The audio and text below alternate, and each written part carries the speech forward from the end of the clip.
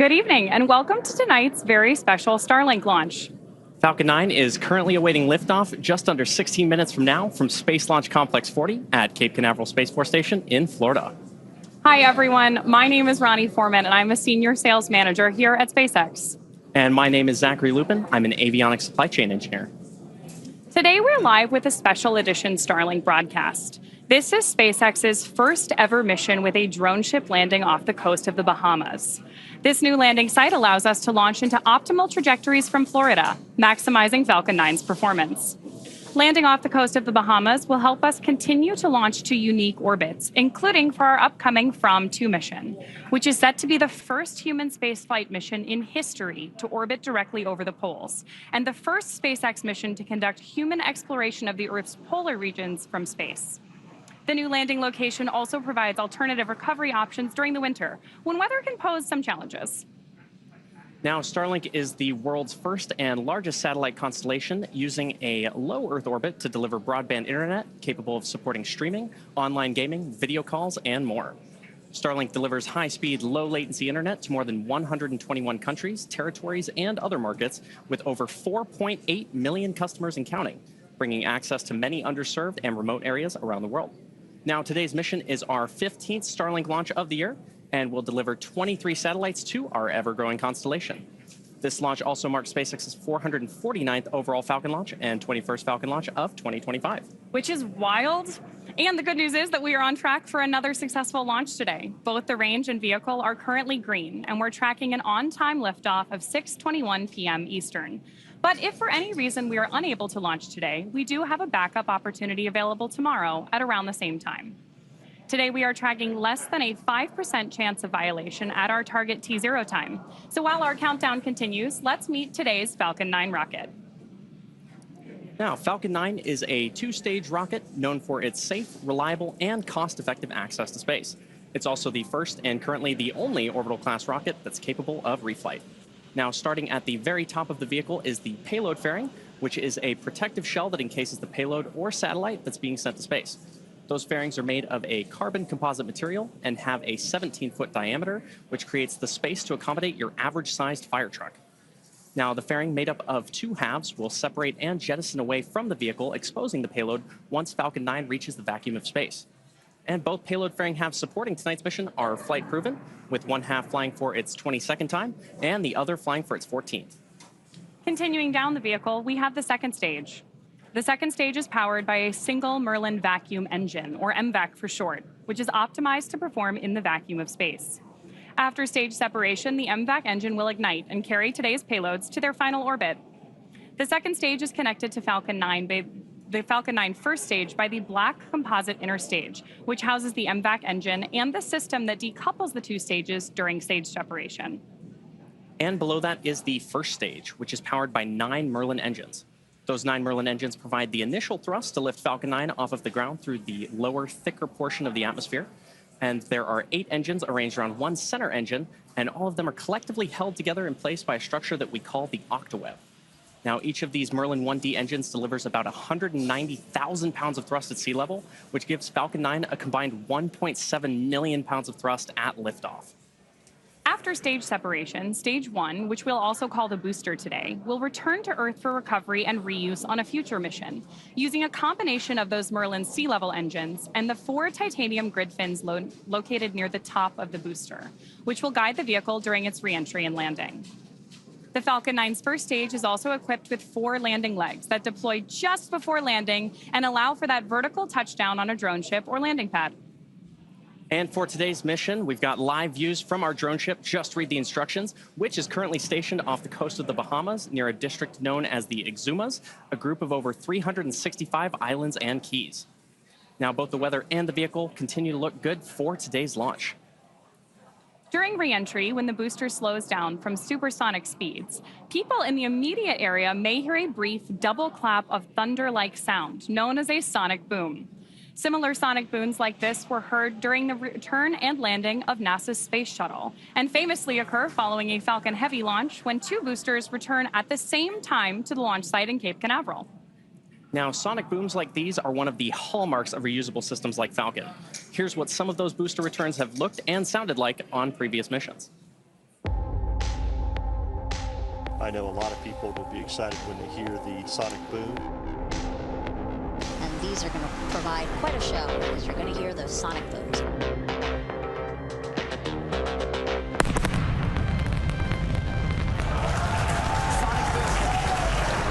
Booster landing leg deployed.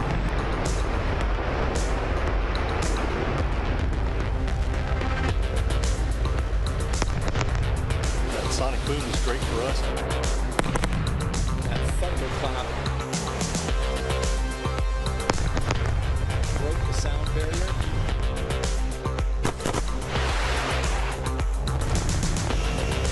Type booster separation confirmed. Just heard the two sonic booms here in the room. Booster landing confirmed.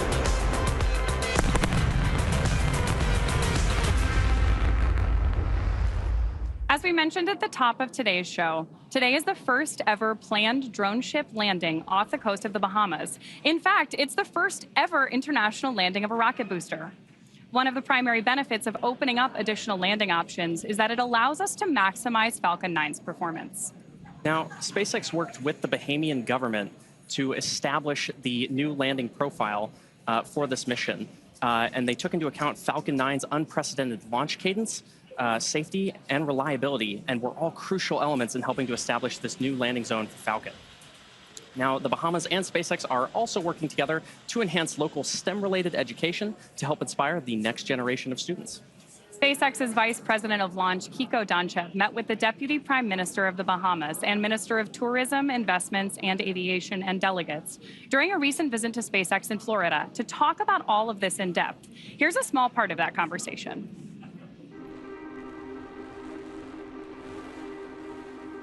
This is significant for the Bahamas in so many ways. The first international landing in the Bahamas, in the Exuma Sound, is significant in and of itself. It puts us at the cutting edge of innovation, and it gives us a small country of 400,000 people to an opportunity to participate in the aerospace industry. This is huge. You know, it's really the beginning of the future. This is something we've been working on for several years now. We're hopeful that this collaboration enables us to fly the first polar crew mission that will have a booster landing in the Bahamian waters too. We've long been known for tourism. Bahamas is now going beyond sun, sand, and sea. We hope that millions of people will observe from the Bahamas this event over the coming years. It's an opportunity for collaboration with academia and the University of Bahamas. It's an opportunity really to advance careers for young Bahamians and future Bahamians. The spaceport of Florida has really evolved since the Apollo era. We had shuttle, and then now Falcon 9 is the most reliable orbital class rocket ever built. This is not a test flight. This is an operational vehicle for America and many other countries. The world depends on Falcon, so safety and reliability are our highest priorities. We have retained Aisha Bowe, a Bahamian in the aerospace industry. She has worked in partnership with us to ensure that we pull all of the pieces together. We recognize that it's important that safety is put first and foremost, and we have ensured that we've done the due diligence and we've done our work to deliver this first international landing in the Exuma Sound.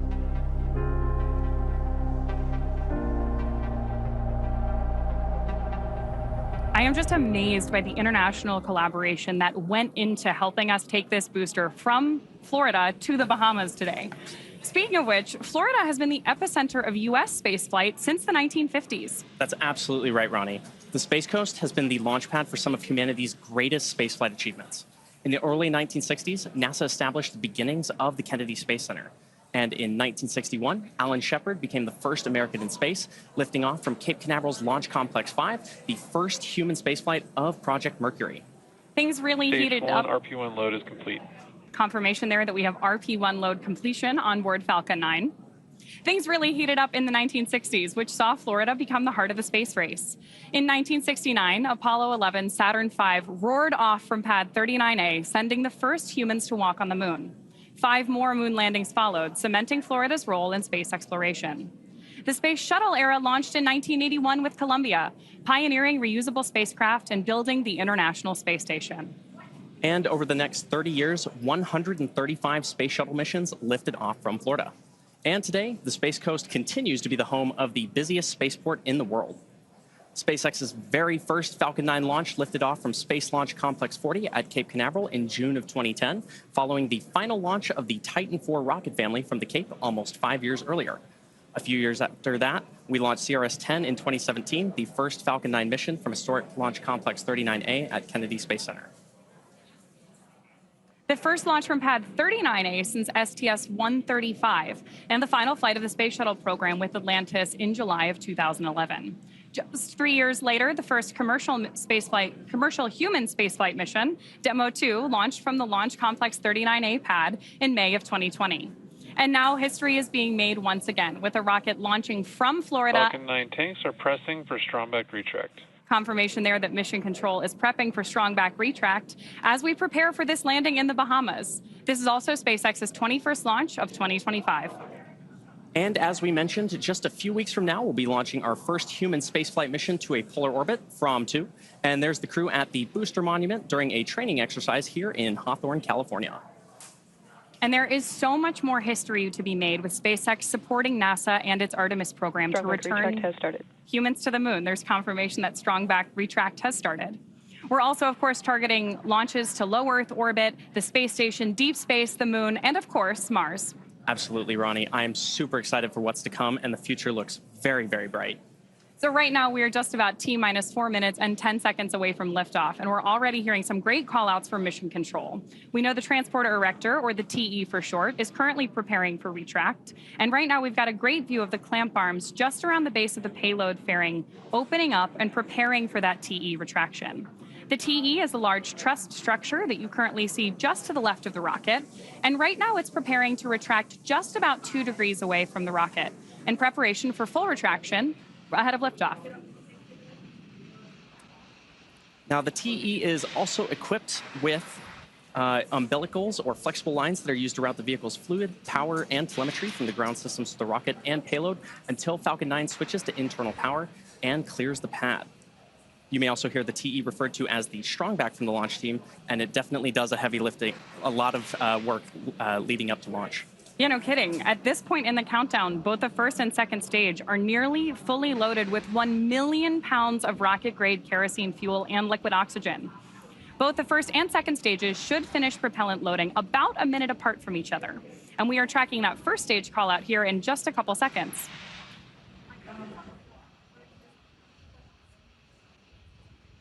Now, as you may have noticed, there are white clouds forming around the vehicle. And those clouds are comprised of the chilled gas above the LOX tank that gets vented overboard. Stage 1 LOX load is complete. And there's that call out for stage LOX loading complete on the first stage. So those white clouds come from the LOX gas that gets vented overboard to maintain pressure in the tanks as needed. And when that vented oxygen mixes with the warmer outside air, it condenses into the clouds that you see there on your screen. It's always exciting in the lead up to a launch to watch the entire launch pad really come to life. Absolutely. One of the next major milestones we're listening in for will be at T-minus 60 seconds, when Falcon 9 will enter startup mode. That means that the rocket's autonomous internal flight computers will take over the launch countdown. Then, just inside of T-minus 2 seconds, we'll light the M1D engines for liftoff. At this time, the payload continues to be healthy, and the Falcon 9 team is tracking no issues on the rocket. Weather is also Stage looking 2 LOX load is complete. And good call out there for Stage 2 LOX loading completion. The weather is still looking green, and the range is ready to support our T0 of 6:21 p.m. Eastern Time. And with that, we're proceeding into the last few minutes of terminal count. So let's listen in.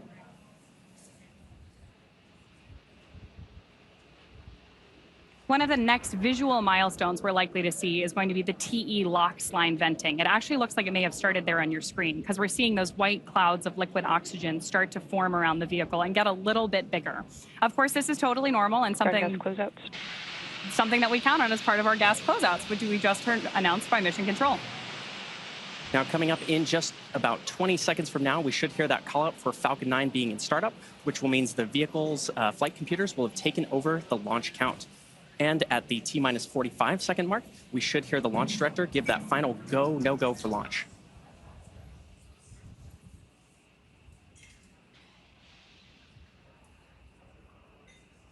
Falcon 9 is in startup. It's a good call out there that we're on startup mode for Falcon 9.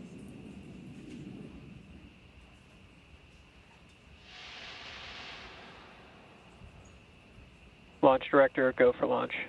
And our confirmation from our launch director. So with that, all systems are go for the launch of Falcon 9. Let's sit back and listen in to the final countdown.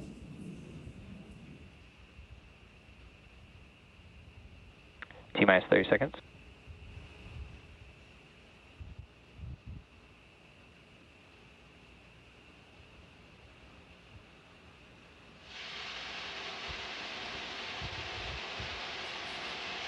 -15 seconds.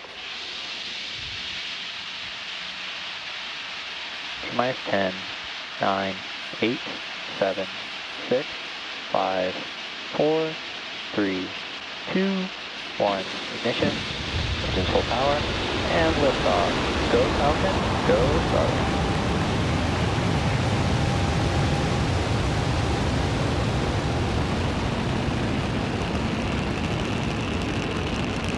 Vehicle touching downrange. Stage 1 propulsion is nominal.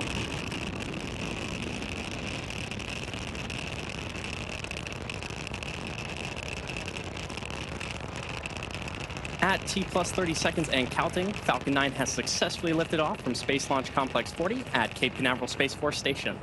Coming up next, the vehicle will be passing through max Q, which is the point in the mission profile where the vehicle experiences the greatest amount of aerodynamic pressure. Power and telemetry nominal. Good call out there. As it ascends through the Earth's atmosphere. We should be hearing that call out for max Q in just about 15 seconds from now. Mach 1. And another good call out there. Max Q is, of course, a critical milestone for us here at SpaceX because it is that period of maximum aerodynamic pressure on the rocket during ascent. Max Q. And confirmation that we've made it through. So coming up next, we'll have 3 events happening in quick succession, starting with MECO, followed by Stage SEP, and then Second Engine Start 1, or SES1 for short. Now, main engine cutoff, or MECO, is where all 9 Merlin 1D engines shut down in preparation for stage separation, which is where the first stage separates from the second stage. Following that, the MVAC engine on the second... MVAC chill has started. Good call out there. Following that, the MVAC engine on the second stage will light, which is called out over the nets as Second Engine Start 1, or SES1. That first engine burn of MVAC will last several minutes and propel the second stage and the payload to orbit. In addition to these 3 major events, the fairing halves will also separate less than a minute after SES1. So keep an eye out for all of those on your screen here. We should continue to have great views of our launch today. And of course, we are always listening into Mission Control for the latest and greatest. Nominal trajectory. And confirmation there that we're on a nominal trajectory. now we should be hearing that call out for main engine cutoff in just about 15 seconds from now.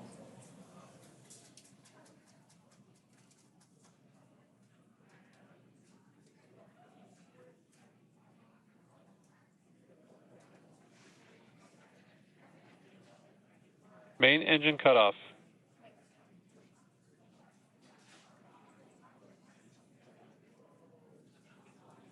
Stage separation confirmed. MVAC ignition. And there you heard those 3 callouts back to back, which again were MECO, stage separation, and SES1. Now coming up shortly, we should hear a callout for fairing separation. And as mentioned earlier, both payload fairing halves supporting tonight's mission are flight proven, with one half flying for its 22nd time and the other flying for its 14th. Should hear that callout any moment now.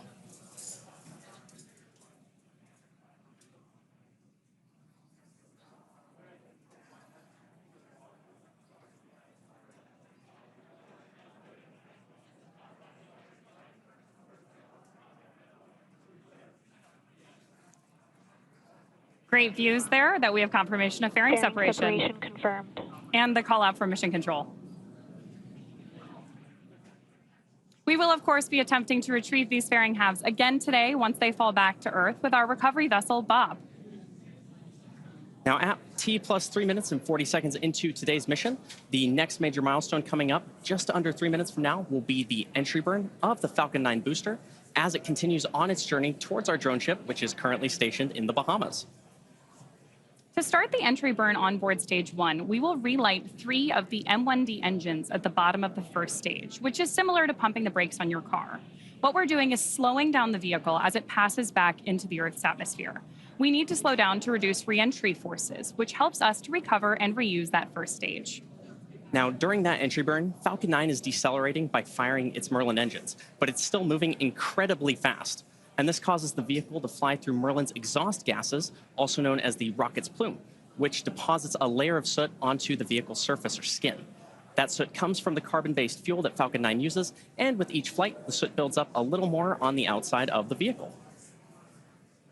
Of course, at this point in the flight, we have two really exciting things going on. Nominal trajectory. And there's a confirmation from Mission Control that we're on nominal trajectories, which means that everything is going as it should. You hear us use the word nominal a lot here at SpaceX, and that means that things are right on track. If you're interested in following along with the speed and velocity going on with both of our vehicles, you can track the telemetry in the bottom corners of your screen. Again, on the left-hand side of your screen, we're tracking stage 1 on its way to the Bahamas, and on the right-hand side, we have the MVAC burning up in space. Now, here at SpaceX, reusability is key to lowering the cost of spaceflight, which enables more investments in critical space infrastructure. The Falcon 9 first stage that is supporting today's mission is flying for its 16th time today. Those payload fairings, which are also supporting tonight's mission, are flight proven, with one half flying for its 22nd and the other half flying for its 14th. With that entry burn coming up on stage 1, we're going to use the Merlin engines on the first stage again. Those engines are optimized for sea level and achieve about 190,000 pounds of thrust each during ascent and descent. At liftoff, Falcon 9's first stage has a thrust greater than 5 747 airplanes at full power. Now, the MVAC engine, located on the second stage, which is on the right-hand side of your screen, possesses a much wider nozzle and is optimized to 220,500 pounds of thrust in vacuum. Coming up in just about 10 seconds, we'll have the entry burn of that first stage. The landing burn should then follow at about 7 minutes and 52 seconds into our mission today. Stage 1, entry burn startup. There's confirmation of entry burn startup.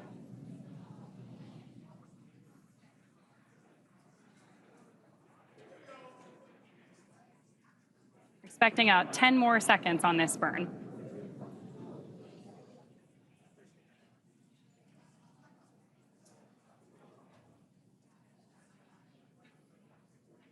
Stage 1, entry burn shutdown. And confirmation of shutdown. And we are already getting some great views on your screen there, and we are hoping that all of you joining us from the ground in the Exumas are going to have a great view. Continue on a nominal trajectory.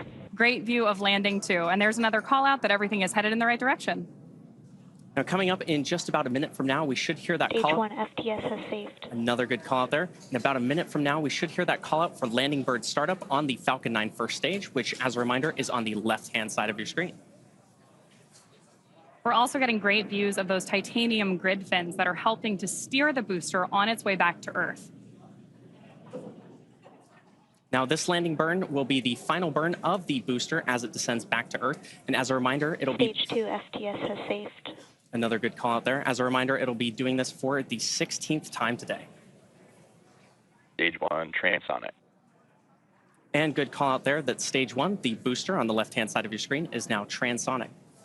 Now, coming up in just about 20 seconds, we should see that landing bird start up on the first stage. And just in case you are just